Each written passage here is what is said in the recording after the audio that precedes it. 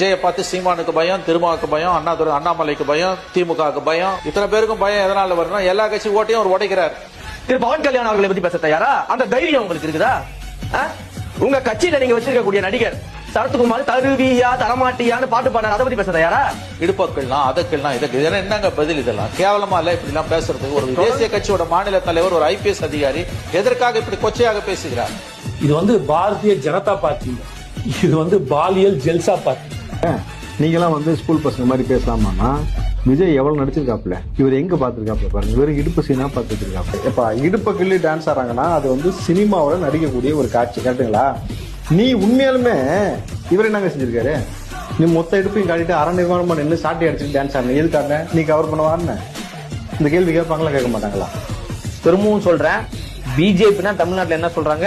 பாரதிய ஜனதா கட்சின்னு சொல்ல மாட்டாங்க. என்ன சொல்றாங்க? பாலியல் ஜெல்சா. அவ்வளவுதான். நீங்க லண்டன்